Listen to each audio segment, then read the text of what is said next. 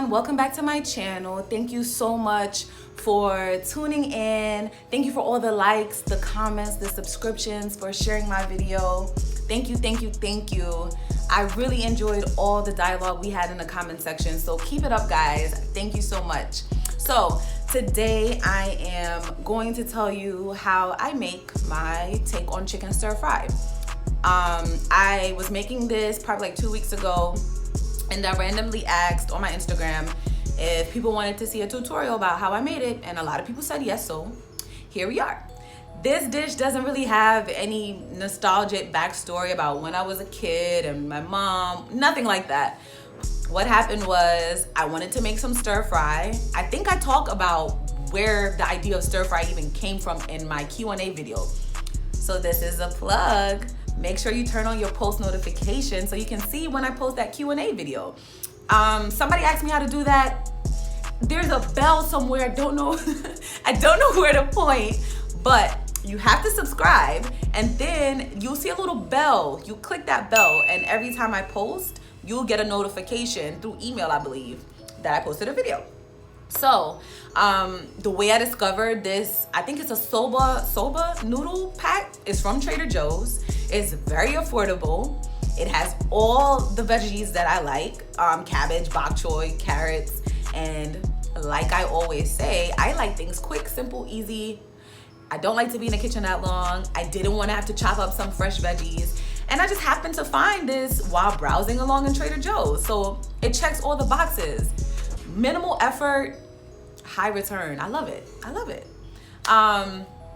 Yeah, so I fell in love with this, and it literally takes 20 minutes. I'm not even exaggerating. I know some people might put, oh, it only takes 20 minutes. No, I'm being so serious. And oh, I forgot another thing. If you use a portion size that I use, you will have enough to last you for like 4 or 5 days. Instant meal prep. And you didn't have to do anything but cook for 20 minutes. So I really love this meal. It's very, very quick and easy. It is my go-to every time I don't feel like cooking. So keep on watching. Don't forget to subscribe and turn on your post notification, and let's get into it. So step 1 of the process is to prepare the rice. I use jasmine rice. I love how sticky jasmine rice is. However, you have to make sure that you rinse off the extra starch, which is what I'm doing here. And also making sure that there isn't any debris in the rice. You want to get rid of the extra starch so that as you cook the rice, it doesn't become very gummy and clumpy. You know that when it gets really, really sticky and mushy, you don't want that consistency. So that's the point of rinsing the extra starch off. And as you can see, once you do that, the water is now clear, and that means you have gotten rid of most of the starch. Step 2 is to prepare the ground chicken. So first you heat up a pan on medium heat, and then you add the ground chicken. I don't use oil or butter or anything because I feel like you don't need it. And you see me breaking down the ground chicken some more so that it looks like little crumbles.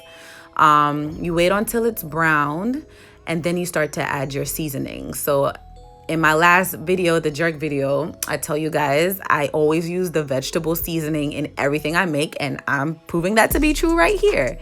So you continue to add your seasonings.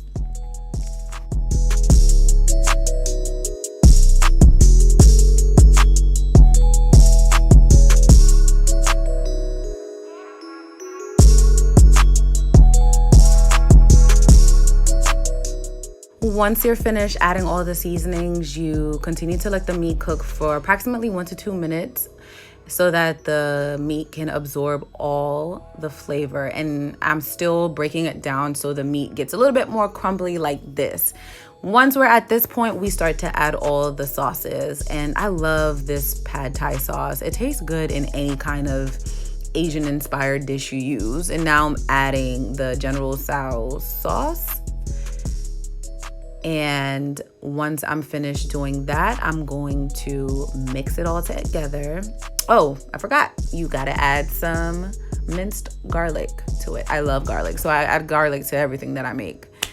And so once that's done, you start to mix it together. And you continue to do so until the meat is evenly coated with the sauce mixture. I'm still breaking down the chicken. Then you add the stir fry mix. All those green, fresh veggies. I absolutely love this mix, you guys. And this is the sauce that comes in the mix. I like the way this sauce tastes, so I add it on top. It kind of just completes the dish, if you will. You don't have to add it, but you can if you like to. Just try it out and see if you like how it tastes. And if you do, add it. If you don't add it. So after I've finished adding it, I once again make sure that everything is evenly coated and I mix everything together. And I continue doing that, and then once I'm done, I let it simmer for a bit. I don't let the veggies simmer too long because I like my veggies to be very crispy. So this is what it looks like. And this is the final product. This is how I plate my dish. Thank you guys for watching. Please don't forget to subscribe and tune in for my next video.